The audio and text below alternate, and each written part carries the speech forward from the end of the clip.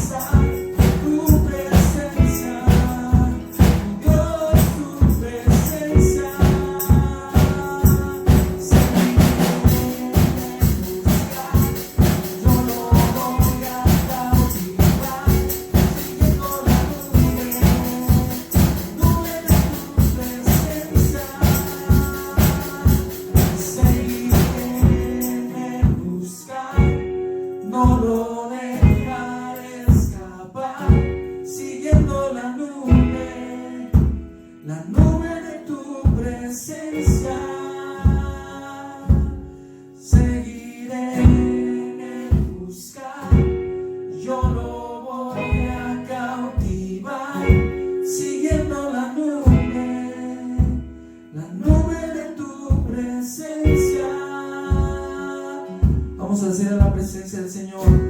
Seguiré en el buscar, no lo dejaré escapar, siguiendo la nube de tu presencia.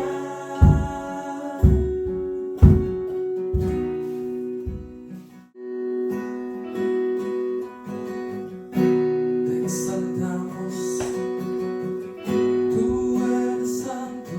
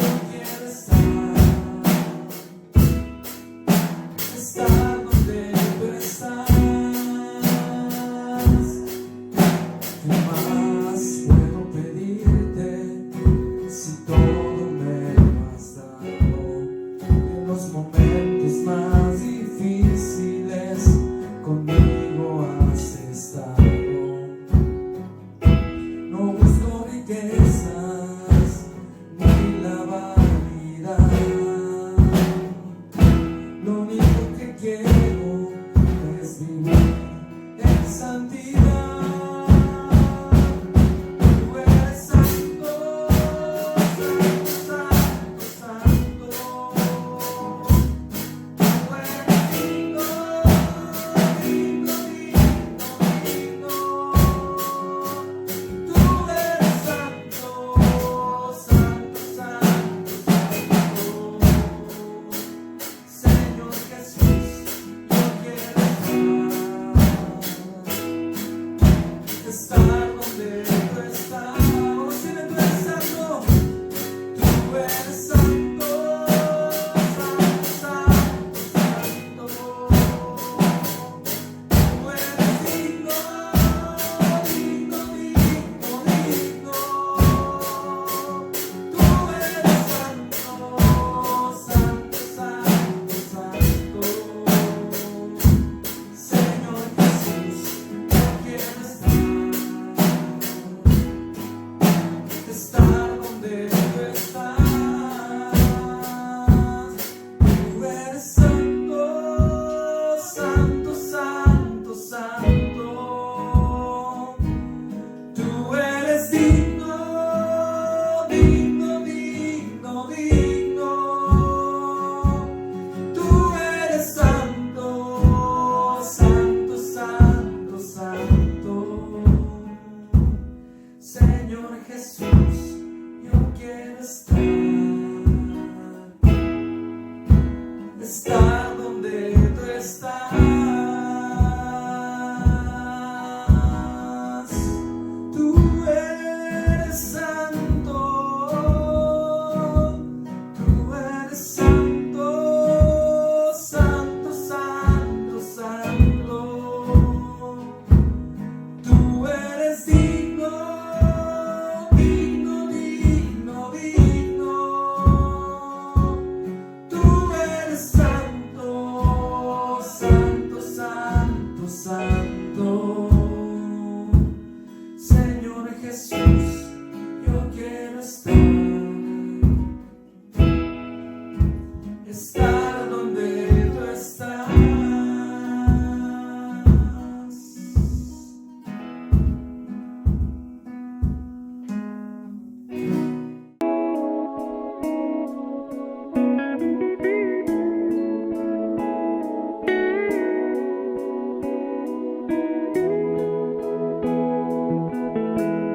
La gloria de Dios maneja mi vida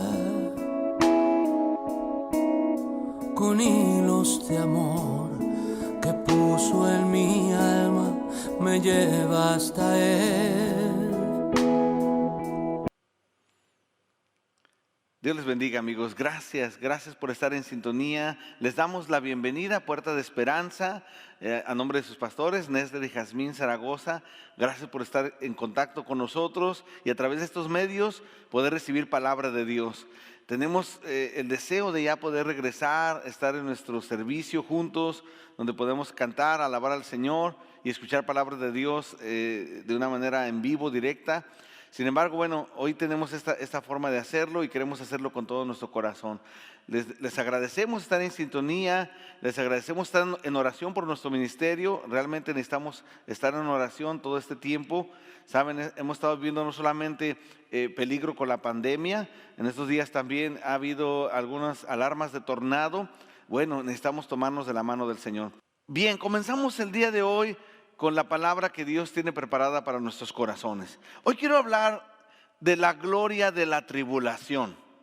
Como que gloria y tribulación no van juntas, pero ¿qué es lo que queremos decir el día de hoy? La gloria de la tribulación. No sé si has visto tú la serie hoy que se está haciendo tan popular llamada The Chosen o El Elegido, se puede traducir así. No sé si la has visto ya. ¿Has visto la primera temporada? Está por salir la segunda temporada, te la recomiendo. Está hablando de Jesús en los evangelios y la forma en la que Él escogió a sus discípulos. Y me llama mucho la atención la manera en que lo ilustran ahí, ya que a través de como la misma Biblia nos lo manifiesta, te das cuenta que los apóstoles fueron escogidos para la gloria de Dios. Fueron escogidos realmente para glorificar a Dios con sus vidas. Sin embargo, te das cuenta también que fueron escogidos por pura gracia. No hay nada en ellos, no hay nada en ti, no hay nada en mí que le pueda agradar a Dios para que nos haya escogido. Sin embargo, en medio de todo esto, nos escogió. Y sabes, Él eligió a los apóstoles, quienes a su vez hicieron una labor tan hermosa, inclusive en medio de tribulación. Ellos supieron en un momento dado que iban a enfrentar toda clase de devastaciones y de tribulación. Sin embargo, murieron por la causa de Cristo, murieron en el nombre de Cristo y no se detuvieron de predicar la palabra que se les dio que hablasen. ¿Qué es esto en la vida de los apóstoles? ¿Qué es aquello? ¿Qué es esto que ellos manifestaron en su vida y que hoy nos da fuerzas a nosotros para seguir? Que hoy nos dejaron un ejemplo para nosotros poder seguir sus pisadas y pensar en lo que ellos en algún momento vivieron. Si usted lee los evangelios, usted se dará cuenta que mismo Pedro se dio cuenta de lo pecador que era. Él le pronunció esas palabras al Señor: aléjate de mí porque soy hombre pecador. No merezco tu perdón, no merezco tu gracia. El Señor, sin embargo, lo escoge, lo levanta y le da propósito a Pedro. Y le da una encomienda, el apóstol a los judíos, apóstol a los judíos. Es cierto que hay tribulación, es cierto que vivimos tribulaciones, es cierto porque, ¿sabe? En estos días inclusive hemos tenido alarmas de tornado. No solamente estamos con el COVID-19 sobre nosotros, hemos sufrido también algunas otras devastaciones, algunos otros peligros. Sin embargo, debemos permanecer firmes en la grey del Señor y en su fuerza. ¿Sabe? Cuando pensamos en la palabra tribulación, el tema es la gloria de la tribulación. Y cuando pensamos en tribulación, se nos viene a la mente dos cosas. La tribulación en la Biblia, en el Antiguo Testamento, fue usada de dos maneras. Una fue para disciplina del pueblo del Señor. Dios quería disciplinar a su pueblo y permitía la tribulación a sus vidas. Pero también la tribulación se usa en una segunda vertiente. La tribulación también es una prueba de fe. Es una prueba de fe. Entonces, ¿en cuál nos encontraremos nosotros en ese momento? ¿Cuál será el tipo de tribulación que estamos enfrentando cada uno de nosotros en este instante? ¿Será una disciplina de parte del Señor? Si es así, es porque nos ama, somos sus hijos. Pero quizás sea una prueba de fe, donde Dios solamente está probando qué tanto permaneceremos fieles hasta el final. Es importante entender estas cosas para saber qué es lo que vamos a hacer. Ahora déjenme explicarles algo muy interesante. Sabe que todos vivimos bajo las leyes universales de la física. No podemos escaparnos de ninguna ley física. Tan solo deje caer una moneda y usted se dará cuenta cómo las leyes de la física son aplicables. Y hay una ley universal que quiero comentar, que es la ley de la causa y el efecto. Y esa la menciona el apóstol Pablo precisamente en el pasaje de la Escritura que nos atañe el día de hoy y que es el que nos va a hablar a nuestro corazón. Quiero que leamos, por favor, ahí en Romanos, capítulo 5, versículos 1 al 5. La Escritura nos narra aquí el apóstol algo muy importante y es donde se hace el desenlace de lo que es esta gloria de la tribulación. Y voy a seguir explicando un poquito de la causa y el efecto. Romanos 5, 1 al 5 dice: justificados pues por la fe, tenemos paz para con Dios por medio de nuestro Señor Jesucristo, porque también tenemos entrada por la fe a esta gracia en la cual estamos firmes y nos gloriamos en la esperanza de la gloria de Dios. Y no solo esto, sino que también nos gloriamos en las tribulaciones, sabiendo que la tribulación produce paciencia, y la paciencia prueba, y la prueba esperanza. El versículo 5 es el más importante que quiero destacar hoy. Y la esperanza no avergüenza, porque el amor de Dios ha sido derramado en nuestros corazones por el Espíritu Santo que nos fue dado. Estábamos hablando de la ley de la causa y el efecto. Y aquí el apóstol Pablo nos habla de 4 causas y efecto. Aquí dice el apóstol Pablo que justificados por Dios tenemos paz. Justificados, la causa de la justificación produce paz. Luego también dice, por la fe tenemos entrada en la gracia. La fe produce gracia. La causa es la fe, el efecto es la gracia. Estas dos son positivas, nos gustan, nos agradan. Sin embargo, el apóstol Pablo nos dice también que la tribulación produce gloria de Dios. Tribulación produce gloria, una causa negativa, entre comillas, produce un efecto positivo. ¿Cómo es esto? Pero número 4, el apóstol dice, la esperanza no avergüenza. La esperanza produce no vergüenza. Como que fueran palabras contradictorias, como si fueran antónimos. Pero vamos a ver lo importante aquí. Mire, estamos en un mundo, amigos, que glorifica la belleza. Un mundo que glorifica lo bueno. Un mundo que al enfermo lo hace a un lado, lo desprecia. Al sano lo veneran y le dan un lugar. Al guapo, al bello, lo ponen en una buena posición. Le dan ganancias buenas, le dan oportunidades. Al que no está muy agraciado, no le dan oportunidades. Este mundo, tristemente, trabaja así, funciona de esta manera. Y es la forma en la que el mundo se ha vuelto siempre. Pero, amigos, quiero decirles algo. Nosotros, como hijos de Dios, queremos como avergonzarnos de llamarnos hijos de Dios.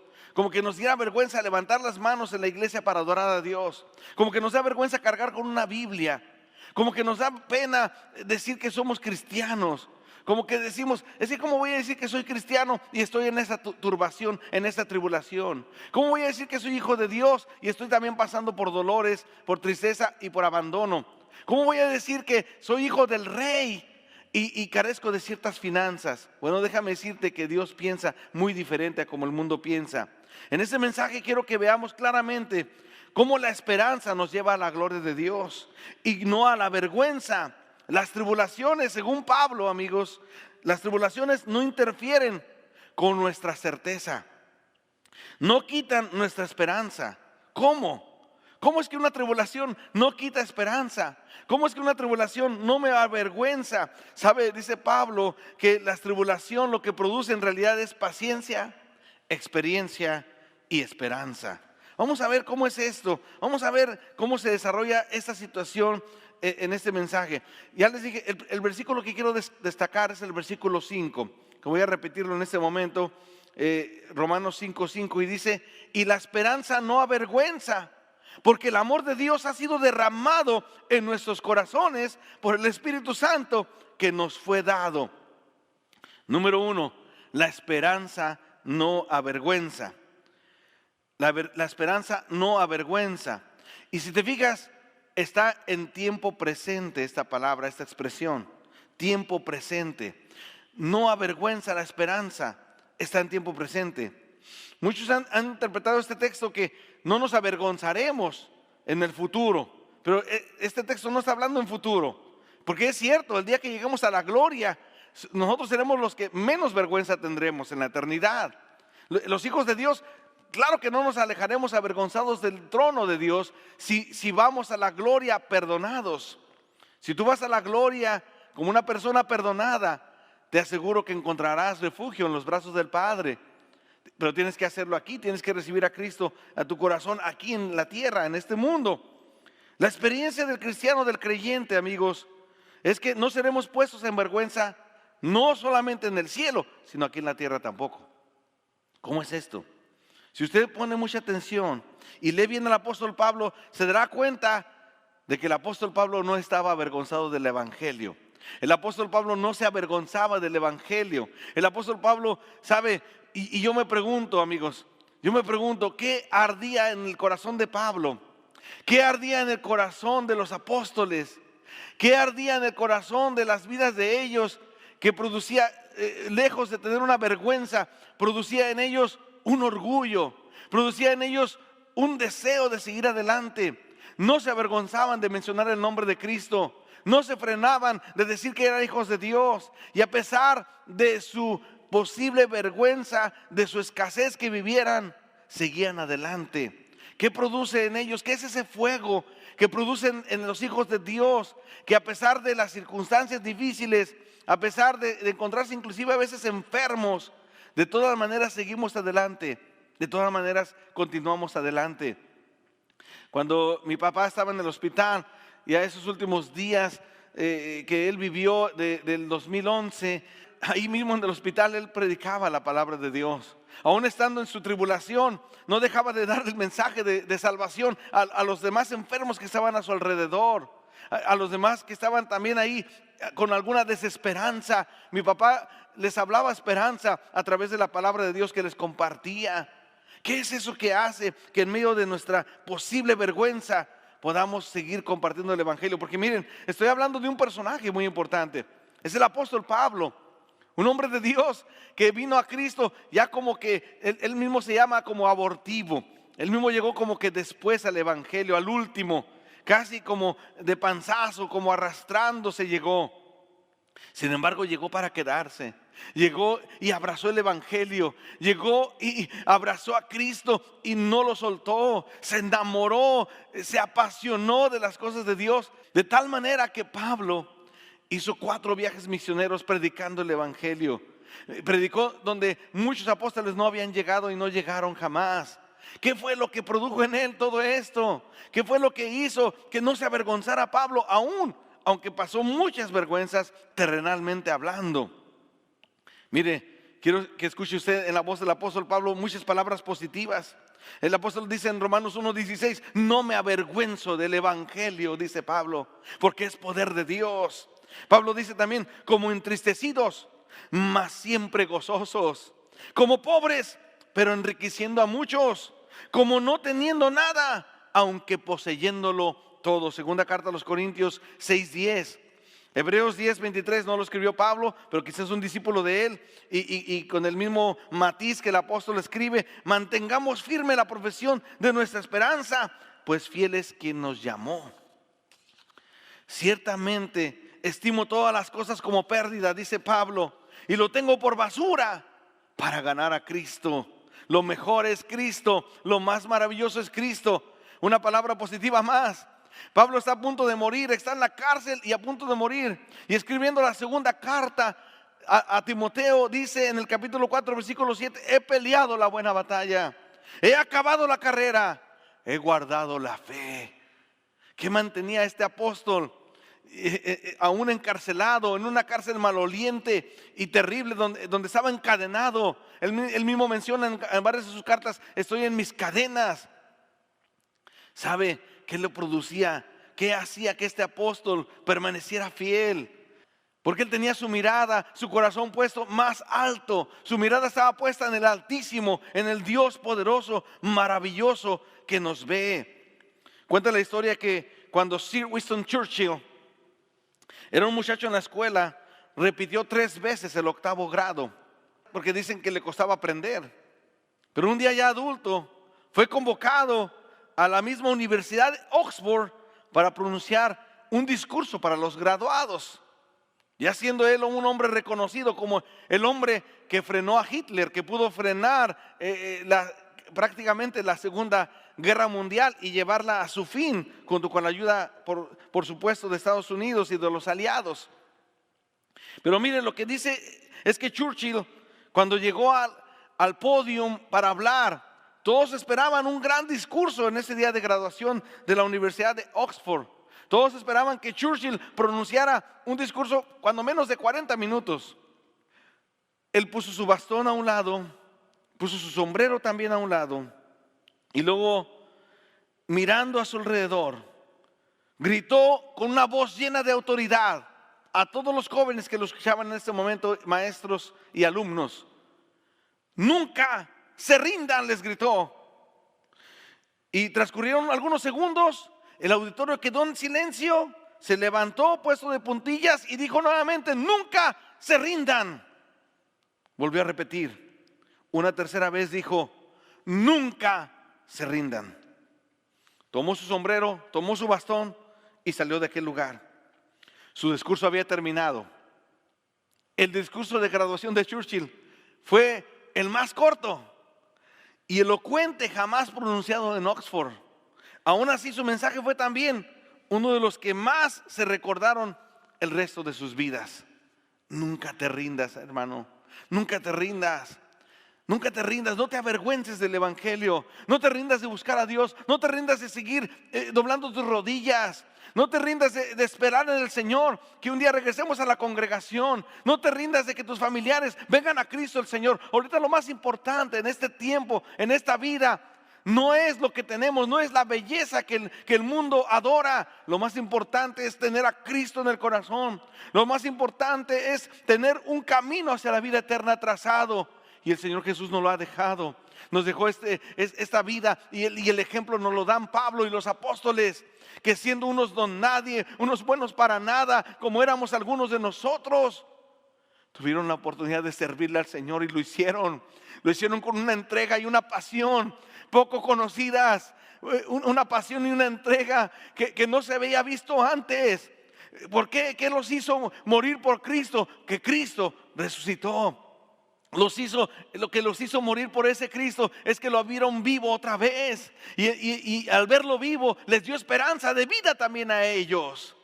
Es la esperanza de vida que Dios te quiere dar a ti, amigo. Es la esperanza de vida, hermanos. A ti que me escuchas y que nos ves a través de este medio, es la esperanza de vida que Dios te quiere dar. ¿Sabes? Nos ha llegado esta pandemia y esta circunstancia difícil. Y algunos de nosotros traemos una carta de renuncia bajo el brazo. Algunos de nosotros nos rendimos muy fácilmente. Les voy a leer aquí unas actitudes de un valiente. Leí esto y me gustó. Actitudes de un valiente. Admitir que te equivocaste. Eso hace un valiente. Hacer lo que es correcto. Actitud de valiente. Aunque los demás no lo hagan. Hablarle a alguien que no conoces. Eso es valiente. Decir no cuando otros están tratando de que hagas algo que sabes que no debes hacer. Esa es una actitud de valiente. Decir la verdad y aceptar las consecuencias. Valiente. Defender algo en lo que crees, aunque podría significarte el rechazo o el ridículo o incluso un daño físico. ¡Qué valentía!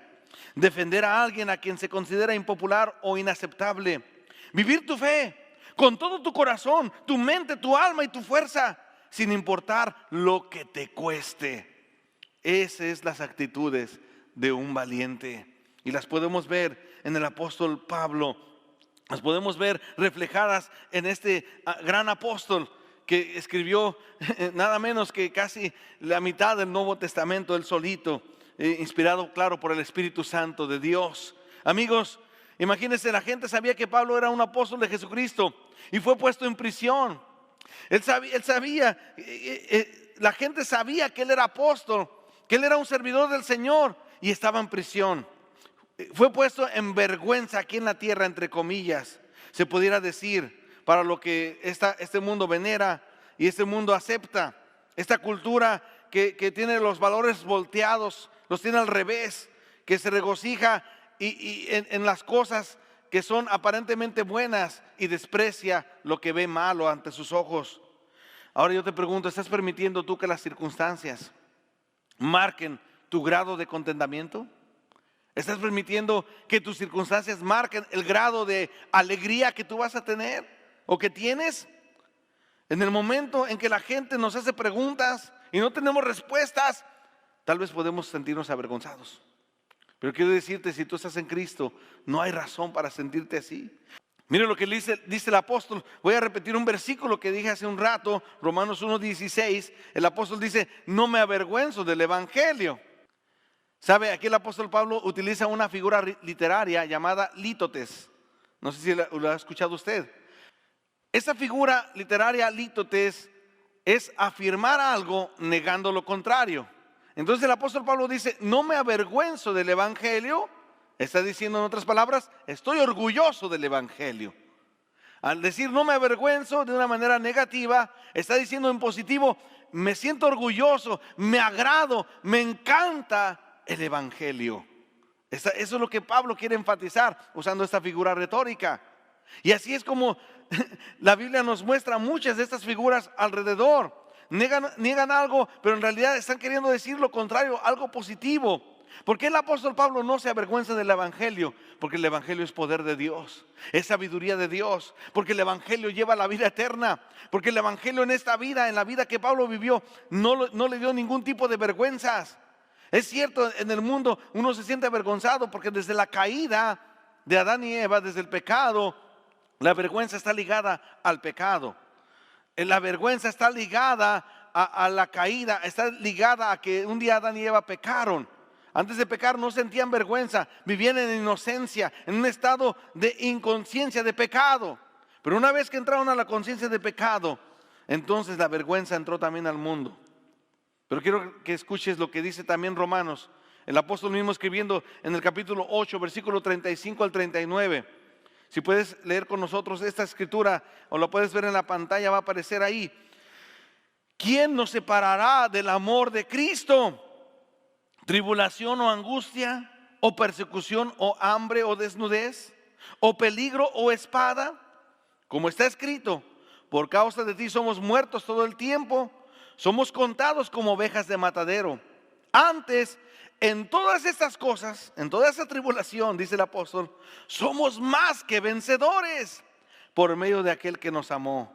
Por lo cual estoy seguro de que ni la muerte, ni la vida, ni ángeles, ni principados, ni potestades, ni lo presente, ni lo porvenir, ni lo alto, ni lo profundo, ni ninguna otra cosa creada nos podrá separar del amor de Dios, que es en Cristo Jesús, Señor nuestro. ¿Cómo nos vamos a avergonzar si somos más que vencedores? ¿De qué nos vamos a avergonzar si somos más que vencedores, amigos? ¿De qué nos avergonzaremos? ¿Sabe por qué no avergüenza la esperanza? El punto número 2, porque el amor de Dios ha sido derramado en nuestros corazones, dice el versículo 5, por el Espíritu Santo que nos ha sido dado. Porque el amor de Dios ha sido derramado en pretérito en nuestros corazones por el Espíritu Santo que también se nos fue dado. Estamos en la era, amigos, hoy del selfie. El hombre piensa en sí mismo, no nada más yo y después yo. Se trata de nosotros. Hemos perdido pues el contacto con las verdades objetivas. Quiero decirte algo muy importante. Si tú estás pensando siempre nada más en ti mismo, si el más importante eres tú, luego tú y después tú, si lo que más importa en esta tierra es que tú estés bien y protegido, quiero recordarte algo. El 26 de enero de este año 2020 murió Kobe Bryant. Nadie esperaba que leyéramos su obituario el día siguiente. Bueno, quiero decirte, él a los 42 años perdió su vida en un accidente de helicóptero en California. Y quiero preguntarte a ti, ¿será que una mañana estaremos leyendo tu obituario o mi obituario? ¿Será que un día, cuándo será? No se trata esta vida de nosotros. Si nosotros morimos, la vida continúa.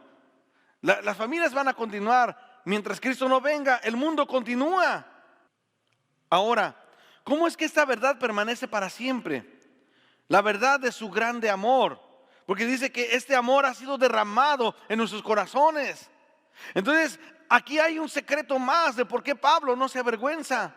Aquí hay un secreto más de por qué los apóstoles llegaron a ser mártires del Señor. Y muchos otros, no solamente los apóstoles, que le siguieron en un futuro, discípulos de los apóstoles, los conocidos como padres de la iglesia, también fueron mártires y murieron por el amor de Cristo. El secreto pues es este.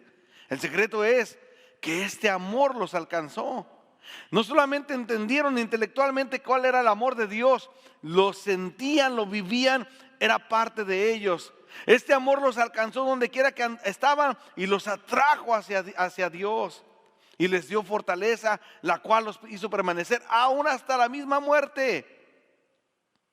Y amigos, no podrás mentir que tú no has pensado en la muerte en estos días. No podremos mentir que hemos pensado en que pudiéramos en cualquier momento estar delante de nuestro Padre Celestial y vernos con Él cara a cara. ¿Estás preparado? ¿Estás listo? Porque sabes que la muerte no respeta edad, color ni sabor, no respeta estatura ni medio social. La muerte llegará en algún momento. ¿Y por qué estoy hablando de muerte en un momento de vida? Porque quiero decirte, sabes, dentro de este punto, el amor de Dios ha sido derramado en nuestros corazones por el Espíritu Santo. Quiero decirte, no vivas solo por el momento, vive con la eternidad en perspectiva. No viva solo por el momento, vive con la eternidad en perspectiva. Ha sido derramado este amor de Dios sobre nosotros. Escucha lo que el apóstol Pablo dice en segunda carta a Timoteo, versículos 12 del capítulo 1. Por lo cual asimismo padezco esto. Está padeciendo el apóstol en la cárcel. Pero no me avergüenzo, dice Pablo, porque yo sé a quién he creído y estoy seguro que es poderoso para guardar mi depósito para aquel día. Yo sé a quién he creído. Pablo no había sido vencido, a pesar de que sí, estaba en la cárcel y murió en manos de un emperador romano. Él consideraba que todos los sufrimientos por los que había pasado a lo largo de su ministerio, e incluso la muerte, que parecía anticipar con claridad, amigos, todo aquello había valido la pena con tal de servir al Señor. Pablo consideraba todo valió la pena. No importa el dolor, no importa si lloré, no importa si sufrí, si me salió sangre, todo vale la pena por servir al Señor. Todo vale la pena. Aquí está, él pone frente a sí, vale la pena. Esa es la causa y el efecto. ¿Cómo es que la tribulación en Pablo tuvo el efecto de la esperanza? ¿Cómo es que la tribulación en Pablo tuvo el efecto de la gloria de Dios? No hay otra respuesta más que el amor de Dios derramado en el corazón de Pablo. Pablo sabía que Dios lo amaba. Pablo sabía, entendía y a través del sacrificio de Cristo, ese amor había sido derramado para él personalmente. Amigo, te pregunto, ¿tú sabes cuánto Dios te ama? Quizás solamente intelectualmente lo has escuchado y has escuchado muchas canciones del amor de Dios, pero eso no es suficiente. Necesitas que tu corazón entienda cuánto Dios te ama y quizás así tú también puedas morir por Él. Tal es así con Pablo, que cuando escribe a su discípulo Timoteo, en este sentido dice: en los postreros días vendrán tiempos peligrosos, pero aún así nos recomienda seguir su ejemplo. Ahí mismo en segunda carta a Timoteo, versículos 8, en el capítulo 1, versículo 8 dice: por tanto, le dice Pablo a Timoteo, por tanto, no te avergüences, Timoteo, de dar testimonio de nuestro Señor, ni de mí, preso suyo, sino participa de las aflicciones por el evangelio según el poder de Dios. Le estaba diciendo Pablo en otras palabras: no se te ocurra estarte avergonzando de mí. No te avergüences ni del salario que tengo, no te avergüences del apóstol que soy, no te avergüences de que estoy en la cárcel. Todo esto lo padezco y lo he entendido por amor de Cristo. Todo esto lo he padecido y lo he vivido así porque Dios así lo permitió. No era una prueba para Pablo, la tribulación no era de disciplina, era una prueba de fe. Y Pablo pasó la prueba. ¿Pasaremos la prueba nosotros? ¿Cómo seremos después de que el COVID-19 se vaya de nuestras vidas? ¿Cómo seremos? ¿Seré un cristiano más ferviente? ¿Seré uno que levanta la mano para decir: pastor, póngame en esto, yo quiero ayudar, quiero servir al Señor? La pandemia no me quitó el ánimo.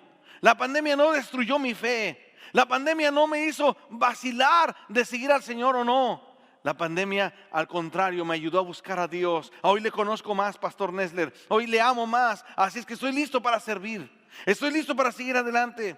¿Sabe John Walvoord, que fuera en su momento el presidente del Dallas Theological Seminary, dijo en una ocasión en un discurso para los graduados de este seminario, dijo: me temo que podemos estar graduando a estudiantes con demasiadas creencias, pero con pocas convicciones.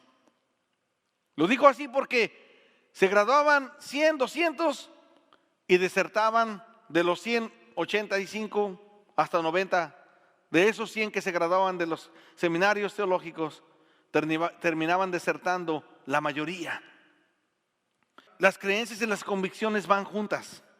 Pero mientras que son muchas las cosas que creemos, sí creemos muchas cosas. Sabemos muchas cosas ya del evangelio. Quizás tú has leído toda la Biblia durante este tiempo de cuarentena. Quizás has leído los evangelios. Lo importante no es saberse los evangelios. Lo importante es tener la convicción de que el Cristo de los evangelios es real y vive para siempre. Tener la convicción de que a pesar de que me persigan, a pesar de que se burlen de mí en ocasiones, continúo adelante. Estoy firme delante de mi Cristo, porque quiero decirte esto. Las convicciones son aquellas verdades por las que estaríamos dispuestos a dar nuestra vida. Las convicciones son aquellas verdades, más que creencias, por las que yo estaría dispuesto a dar aún mi propia vida. Las convicciones representan aquellas cosas que no son negociables. Muchas cosas pueden ser negociables. Tu negocio es negociable. Tu trabajo es negociable. Tu empresa es negociable.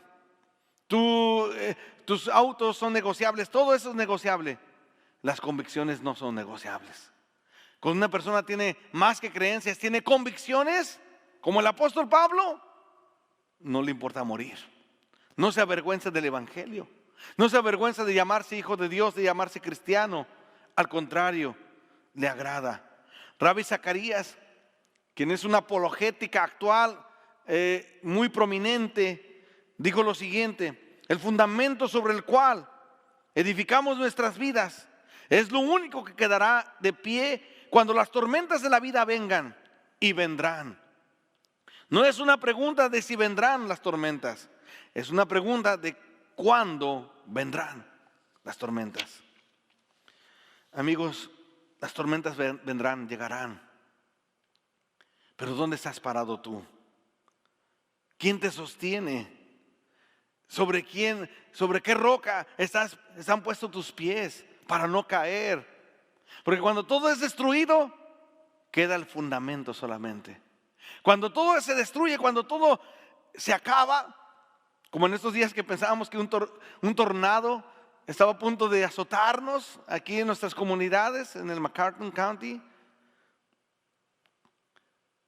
Cuando el tornado azota, queda el cimiento. El cimiento, dice la Biblia, primera carta a los Corintios, capítulo 3, versículo 11, que nadie puede poner otro fundamento que el que está puesto, el cual es Jesucristo. Quiero concluir con un salmo de David, un salmo del hombre conforme al corazón de Dios. Yo no sé si usted ha leído la historia de David, pero es una de las más largas en la Biblia. Primer libro y segundo libro de Samuel la narran para que usted las pueda leer en casa.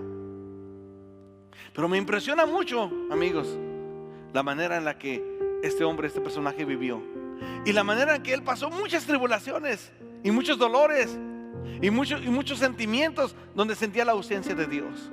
Sin embargo, cuando escribía, cuando cantaba con su arpa, salieron de su pluma y de la tinta de este escritor estas hermosas palabras del Salmo 124 que quiero leer contigo en esta hora, que dice así: ¿qué habría ocurrido si el Señor no hubiera estado de nuestro lado? Que todo Israel repita: ¿qué habría ocurrido si el Señor no hubiera estado de nuestro lado cuando nos atacaron? Esta la pregunta la puso en perspectiva David.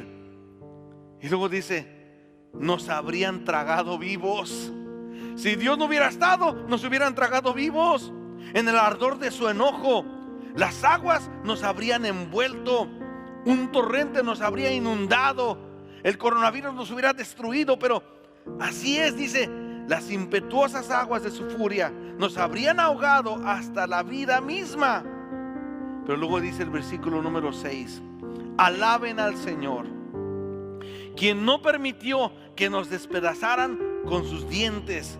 Escapamos como un pájaro de la trampa del cazador. La trampa se rompió y somos libres. Nuestra ayuda viene del Señor, quien hizo el cielo y la tierra. La trampa se rompió, somos libres. Eres libre para creer en el Señor. Eres libre para confiar en Dios. Eres libre para poner tu corazón y tu esperanza en la gloria de Dios. Sí, tribulación ha llegado. Sí, devastación podrá venir, pero no nos pueden quitar la esperanza, el gozo de saber que nuestra alma no es solamente mortal. Nuestra alma es eterna. Nuestra alma vive para siempre. Y amigo, anhelamos que viva para siempre en la eternidad con Cristo el Señor. Que vivas para siempre con Cristo el Señor. Vive con la perspectiva con la eternidad en perspectiva. Vive con la eternidad en perspectiva. Vive así, vive entendiendo que ya esta vida así es pasajera, que esta vida no es para siempre y que un día estarás delante de tu Padre Celestial rindiéndole cuentas. Segundo libro de Crónicas 15 dice: pero cuando en su tribulación se convirtieron a Dios de Israel y le buscaron, Él fue hallado de ellos. Cuando en su tribulación buscaron a Dios y le sirvieron, le buscaron, dice, Él fue hallado de ellos. Si buscas a Dios, lo encontrarás. Si buscas su gracia, la encontrarás. Si buscas su perdón, Él está listo para perdonarte. Si buscas sus brazos, está listo para abrazarte y para amarte, nuestro Dios. Oremos en este momento, por favor, y clamemos a Dios por esta pandemia tan terrible que ha llegado. Que ya se acabe, que se termine la devastación, que se terminen los dolores. Pero como dice aquí el Salmo, ¿qué habría ocurrido si el Señor no hubiera estado de nuestro lado? Sin embargo, el Señor está de tu lado, el Señor está de nuestro lado. Oremos. Padre, en esta hora te pedimos que te glorifiques, Señor, en la vida de mis hermanos y mis amigos que nos escuchan a través de Facebook Live o YouTube. Te pedimos que bendiga sus corazones, bendice sus vidas, alcanza sus hogares. Muéstrales, Padre, que la tribulación produce gloria, que la causa de la tribulación va a producir un efecto hermoso de gloria para aquellos creyentes que permanecen en ti, para aquellos creyentes que se anclan en ti, Señor. Te pido que te glorifiques, que traigas paz a las familias, que traigas seguridad a los corazones. Aquellas almas que están escuchando en esta hora y que no son salvas, que nunca te han conocido, Señor, que puedan hoy venir a ti, que entreguen su corazón a tu palabra. Te lo pido todo esto, Señor, en el nombre precioso de tu Hijo amado, Jesús de Nazaret. Amén, amén. Gracias, hermanos, por escuchar. Amigos, Dios les bendiga. Puerta de Esperanza, familia, esperamos pronto estar de regreso ya en nuestro templo. Pero mientras tanto, si no es así, sigamos predicando el Evangelio, sigamos adelante sin desmayar. Acuérdense, hay un galardón que nos espera. Y más que el galardón, está Cristo el Señor que nos espera en la eternidad. Dios les bendiga. Hasta pronto. Se despide de ustedes un servidor, Nésler Zaragoza, también a nombre de mi esposa, pastora Verónica Yasmín Zaragoza. Dios les bendiga. Amén. Gracias.